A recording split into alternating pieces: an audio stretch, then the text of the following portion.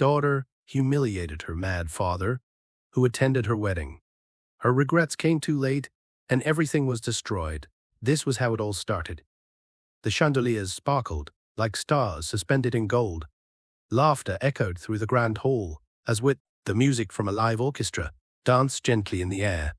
The scent of roses, imported from Paris, mingled with the perfume of high society guests dressed in their finest. Clara stood before the mirror in the bridal suite, breathless, as her bridesmaids adjusted the lace veil on her shimmering silk gown. She was beautiful. No, she was flawless. Her caramel-toned skin glowed beneath the lights, her hair curled perfectly beneath a silver tiara, and her smile looked like something out of a bridal magazine. It was the biggest day of her life, and everything had gone according to plan. Every detail had been curated for perfection. Every moment had been rehearsed in her mind 1,000 times. Yet her hands trembled, not from excitement, not from nerves, but from fear. Behind the glitz and celebration, Clara's mind was somewhere else, wandering the streets of the city back alleys, dark corners, places she had trained herself to forget. Her throat tightened as her thoughts drifted to him, her father, Mr. Daniel Mensah, a man who once stood tall in society, who built an empire with his bare hands, the man who used to walk into rooms and silence them with his presence. But not anymore. Ever since her mother died, he had lost himself. He stopped going to work. He stopped eating then. He started talking to ghosts, wandering aimlessly, sometimes laughing, sometimes crying.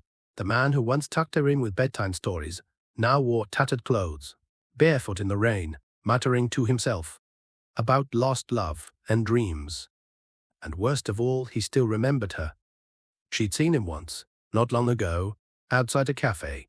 He stood across the street, eyes wild but warm, clutching a piece of paper. She had ducked into a taxi before he could cross.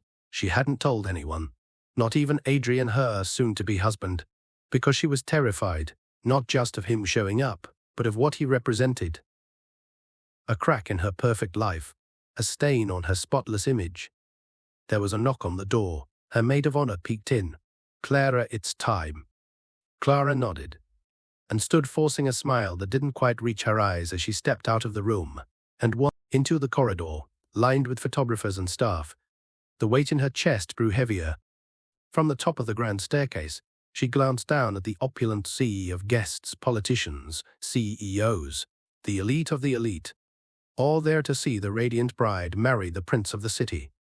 But somewhere out there was a shadow, a man once called great, her father, now labeled mad.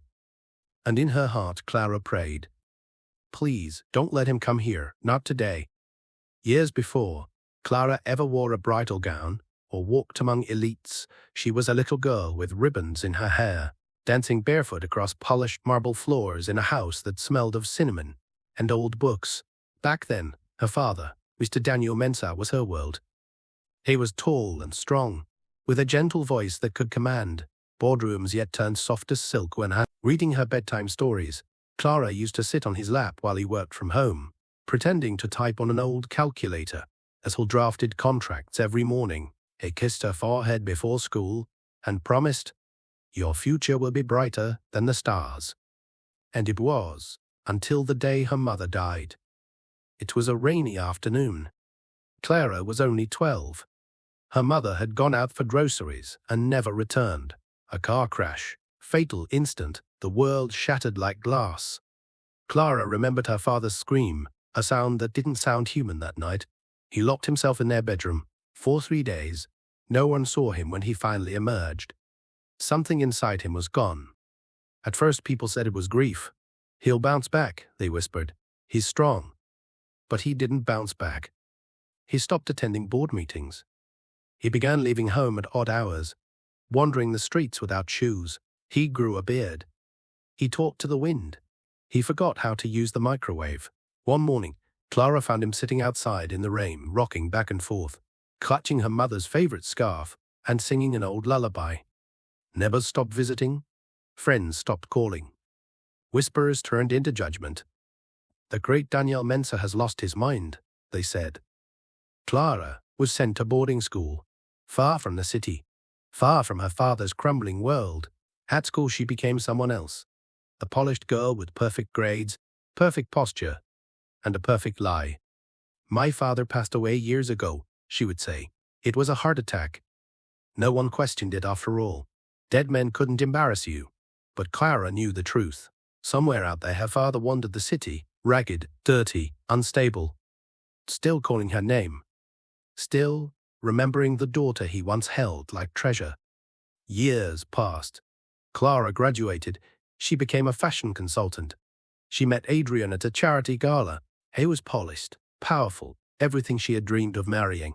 She crafted her new identity around perfection, around Adrian's wealthy circle, around their clean, respectable love story. But the truth had a habit of scratching through carefully painted walls. And on this perfect wedding day, the past was walking, and it might just find the door. The orchestra played soft jazz as Clara descended the staircase, her dress flowing like a river of light behind her. Photographers snapped away. Gasps of admiration rose from the crowd. Clara wore her smile like armor. It didn't matter that her stomach churned with unease. On the outside, she was a bride fit for a fairy tale. The hall had been transformed into a scene. From a royal dream, white roses framed each column. A crystal arch stood at the altar, and beside it Adrian waited, tall and composed in his tailored ivory tuxedo. His dark eyes met hers briefly, and he gave a nod, a handsome nod, a safe one. Clara inhaled. Everything had to go perfectly. She had paid the price to erase her past, hadn't she? As she walked down the marble steps, she was met with warm smiles and approving glances. Adrian's family, staunch, elegant people with money dripping from their words, stood in the front row. His mother, a woman of iron grace, tilted her head and smiled with approval. For now, Clara reached the bottom step when a sudden murmur swept through the room like a gust of wind. "Who is that?" someone whispered.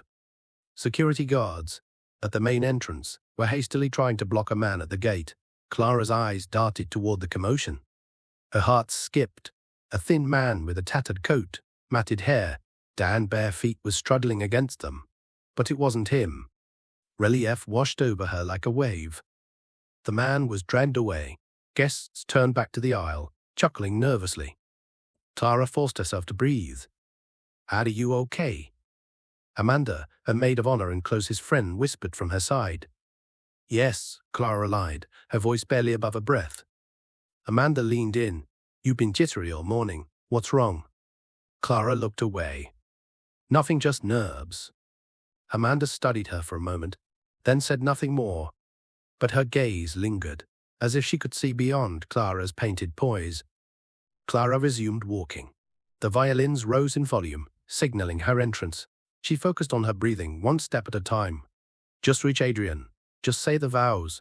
Just survive today. The crowd rose to their feet in admiration. But Clara's mind couldn't stop spinning. What if he really did come? What if he found a way in? She shook the thought away. He won't come. He doesn't even know where I am. He's just a shadow. She had built this life on perfection, on silence, on forgetting. But shadows had a way of slipping through cracks. And somewhere in the city's dust and noise, a pair of tired eyes still searched for her. The hush fell like a curtain. Just as Clara reached the halfway point of the aisle, the grand oak doors at the back of the hall creaked open with a slow, haunting groan. The music stumbled to a halt. Every head turned, cameras lowered, murmurs erupted like whispers of a brewing storm. There, framed by golden light from the afternoon sun, stood a silhouette that didn't belong. Clara froze. The man in the doorway looked like a phantom from another world. His coat was torn at the sleeves, revealing dark skin streaked with dust.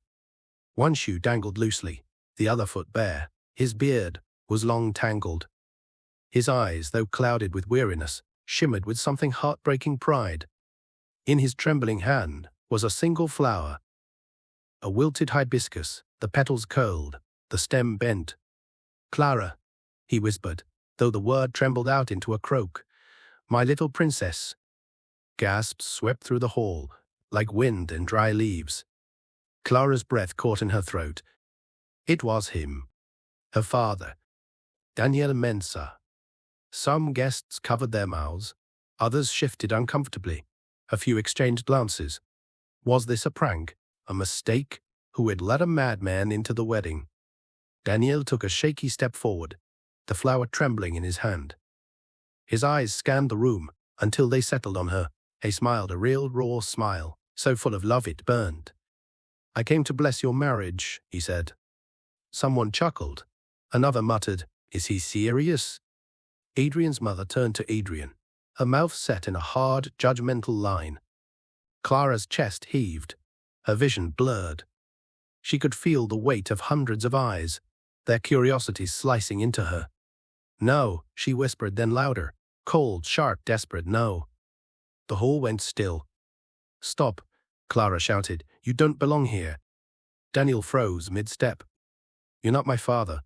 You're just some crazy man," she said, each word laced with shame. Gasps rippled. Adrian's brow furrowed. Amanda covered her mouth in disbelief. Daniel blinked once, twice. The flower slipped from his fingers. It hit the floor with a soft, tragic sound. "I only wanted to see my daughter happy," he murmured. Then he turned slowly, painfully, and began walking back toward the doors, dragging his feet like a wounded man returning to the shadows. Two security men gently took his arms and guided him away. Silence deafening hollow. The music resumed, but it no longer felt like magic. Clara stood still, shaking her perfect day unraveling before her. At that moment her world didn't shine. Teach shattered. The ceremony moved forward, but it no longer breathed. The warmth had drained from the air, like color from a dying flower. Clara stood beside Adrian, repeating her vows with a robotic tone. Her smile brittle and trembling. The crowd still watched, but their expressions had changed. No longer enchanted now, uncertain. Some looked at her with sympathy, others with silent judgment. She could feel Adrian's mother's eyes burning through her. The woman's lips twitched into something between a smirk and a sneer. Adrian held Clara's hands, but his grip was looser now, colder, almost like holding a stranger's. When the priest announced them, husband and wife, the applause was thin. At the reception, Clara tried to recover the illusion. The hall was dazzling, the food exquisite, and the champagne flowed like rivers of gold. She moved from table to table, thanking guests with that same polished smile. But wherever she turned, she heard whispers trailing behind her like ghosts. "Do you see that man? Her father, wasn't he a tycoon once? Called him a madman in front of everyone." The conversations felt like knives in her spine. Amanda cornered her near the dessert table. "Clara," she said quietly, "was that really your dad?" Clara stiffened. "No, it was just some lunatic." Amanda didn't move. "He knew your name. He brought a flower." Clara looked away. "I don't want to talk about it." Amanda touched her arm gently. "Whatever happened between you two, the way you looked at him like he was nothing." Clara pulled her arm back. "It was my wedding day. He shouldn't have come." Amanda's eyes held a storm of disappointment. "Maybe he shouldn't have, but maybe he came because he loved you." Clara couldn't answer. Her throat was too tight. She returned to the main table, where Adrian sat in silence, picking at his food. He didn't look at her as she sat beside him. "Are you okay?" she asked softly. He gave a vague shrug. "Just surprised. No one said your father was still alive." Clara tried to speak, but no words came. Later that evening, during the father-daughter dance, she stood alone on the dance floor. The music began to play, and she smiled for the crowd. But her hands were empty. Her partner was missing. Some guests clapped awkwardly. Others looked away. And in that moment, Clara realized what she had truly lost. Not just a father, but a part of her soul. The lights glittered, the glasses clinked, the orchestra played a lively jazz number as couples danced across the marble floor. But the joy was surface deep, like a painting of happiness, rather than the real thing. Clara sat beside Adrian at the couple's table, smiling for the cameras. Yet she felt like a ghost in her own wedding. Hair dress, still glowing with soft white elegance, now felt like a costume. Her throat was dry, her heart distant. Adrian leaned back in his chair, his eyes wandering elsewhere at his phone, at the band, at anything but her. She reached for his hand. He let her take it, but didn't squeeze back. "Are you all right?" she whispered, searching his face. "I'm fine," he said, offering a quick, tight smile that didn't reach his eyes. There was a pause. "Your family didn't know," he added quietly. "About him." Clara looked down at her plate. "It's not something I talk about. But maybe you should before now." His voice wasn't angry, but it wasn't kind either. She wanted to defend herself. Explain the shame, the fear, the nights she cried alone, but the words twisted inside her like thorns. How could she explain the years she spent pretending she didn't have a father at all? Adrian stood and excused himself. Clara watched him walk away, then glanced around the room. She caught eyes with a group of distant cousins, whispering behind their wine glasses. A man in a navy suit laughed a little too loud. Somewhere in the corner, a woman shook her head and muttered tragic. The weight of it all pressed down on her chest. Amanda returned, handing her a glass of water. "You need to breathe," she said gently. "I ruined everything," Clara whispered. Amanda didn't respond right away. "You didn't ruin it, but you hurt someone who clearly still loved you." Clara clenched her jaw. "You don't know what it's like to grow up with whispers, with people thinking your family is broken. I had to build this life from the ground up." Amanda sat beside her. "But you built it on silence, Clara. And silence doesn't erase truth." Tears welled in Clara's eyes, but she blinked them back. Not here. Not now. She was still the bride. Still the perfect image everyone expected her to be. But somewhere in the city, a man was wandering in the dark, with a broken heart and an empty hand. And she had sent him away. The wedding ended, with dimmed lights and fading laughter. Guests departed one by one, leaving behind empty champagne flutes, half-eaten cake, and floral petals scattered like lost dreams on the marble floor. Clara sat in the bridal suite, still in her gown, her veil removed, her hair falling limp at the sides of her face. She stared into the mirror, but barely recognized the woman looking back. Adrian entered, loosening his tie. "Everyone's gone," he said, his voice flat. Clara didn't turn. "Did they enjoy it?" They smiled. "Said all the right things, but you know how this world works. People never say what they really mean." He sank into a nearby chair. Silence stretched between them.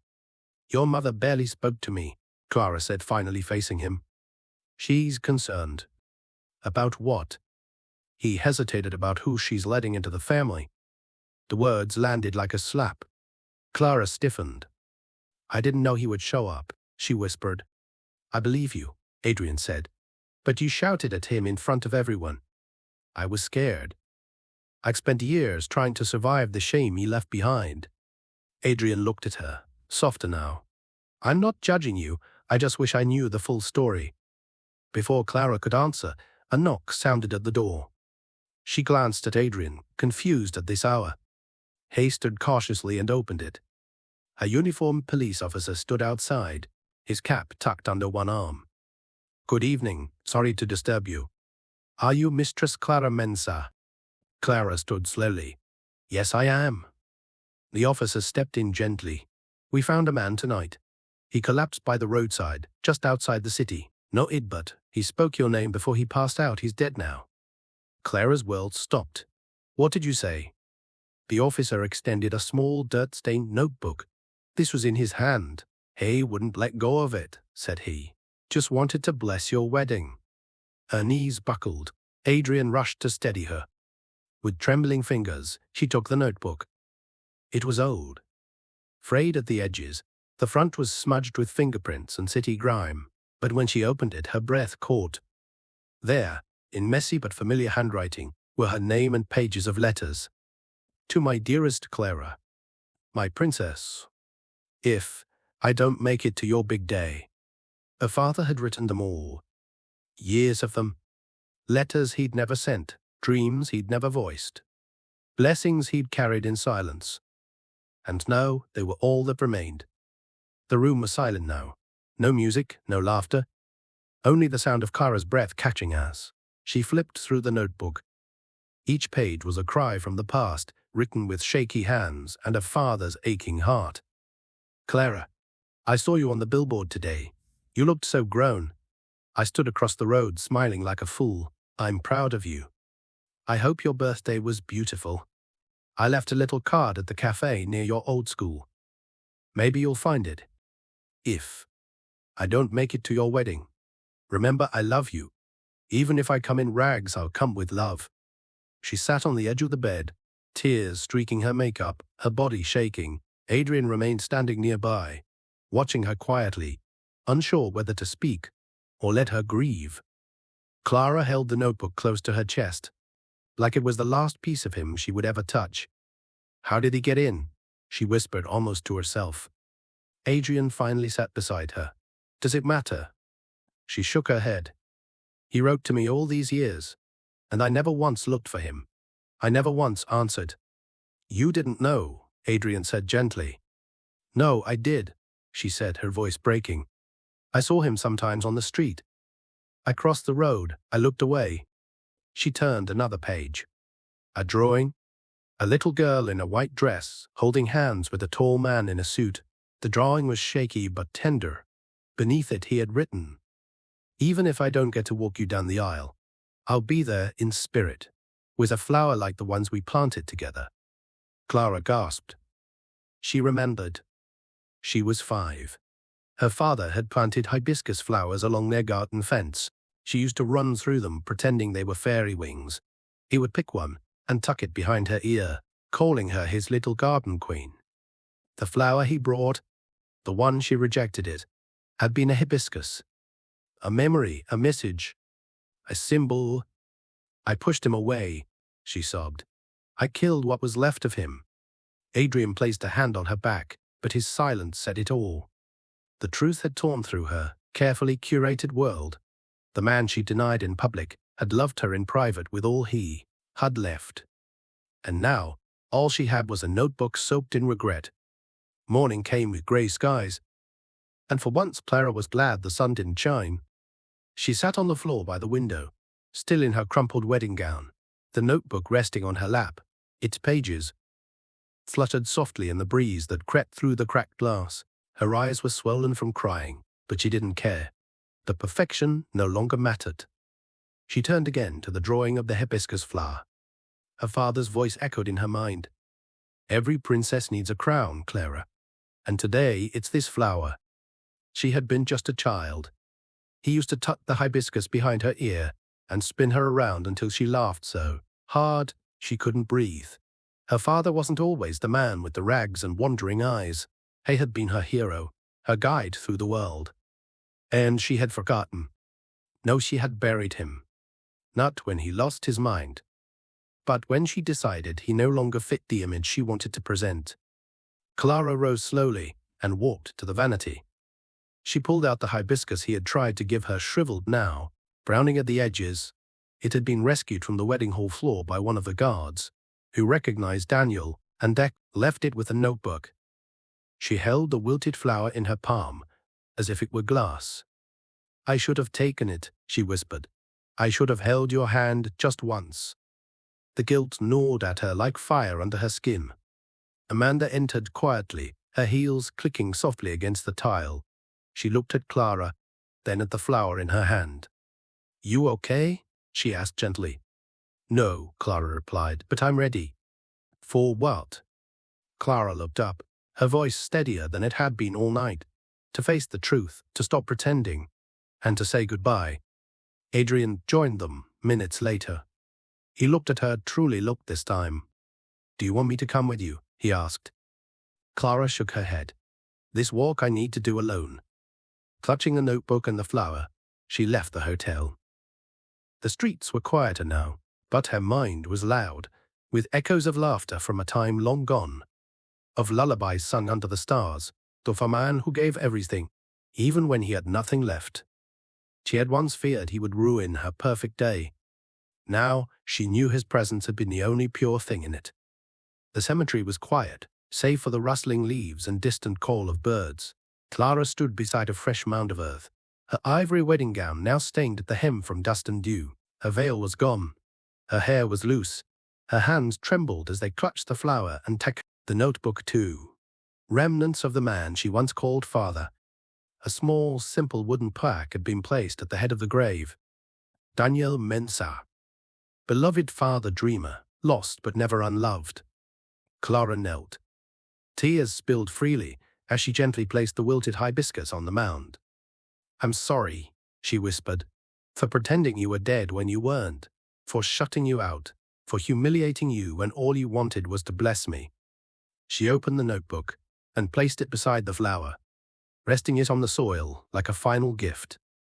I spent so long trying to build a perfect life, she said. But what I didn't realize was that you were the part that made me real. And now I can't take back what I said or how I made you feel, but I want you to know, I love you. I always did. I was just too ashamed to show it. A breeze swept through the trees. The pages of the notebook fluttered once, then settled. Clara closed her eyes and let the silence hold her. Last of that day, she returned to the grand wedding hall. It was empty now. Chairs stacked, tables cleared, the music long gone.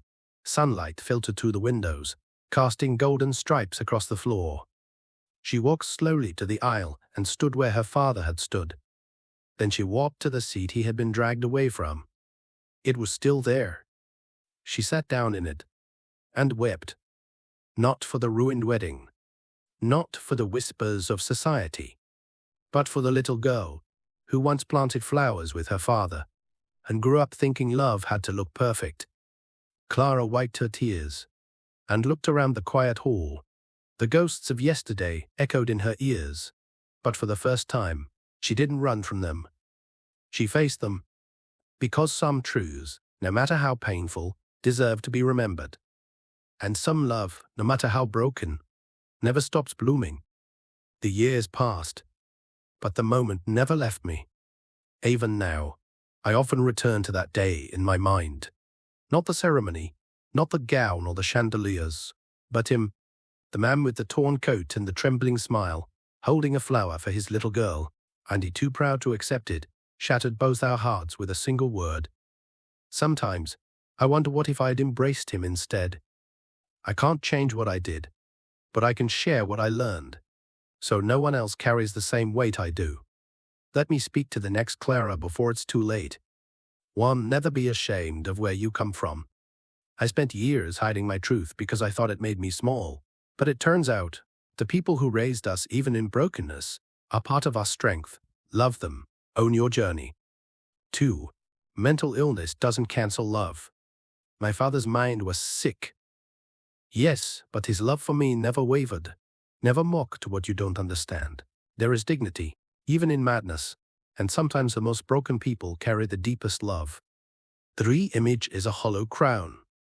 I traded authenticity for applause, but applause fades, only truth stays. The gown, the venue, the elite guests, they didn't matter. What mattered was the man I abandoned at the door. 4. Regret is a quiet prison. People think shame comes from what others say about you. No. The deepest shame comes from what you remember saying to someone you loved when you should said nothing or something kinder. 5. Give people their flowers while they can still smell them. He came to give me a hibiscus, the same one we planted together when I was 5. I threw it away. Now I keep a dried one on my nightstand. It reminds me never withhold love. 6. Don't live for society's approval. The people whose opinions I feared that day, they're gone. But my father's memory, it stays. Society forgets. Conscience doesn't. 7. The truth will always find you. I buried my story under silence, but it clawed its way back on my wedding day. Learn from me, face your truth early. It hurts less than running from it forever. So if you're reading this or listening or watching, remember, don't wait for a grave to say I love you. Don't let your pride destroy what your heart still holds dear, and don't mistake brokenness for weakness. My father was broken, but he was brave. And I, for all my polish, had a lot to learn. Now, I live with the hope that these lessons born from pain might save someone else from making the same mistake.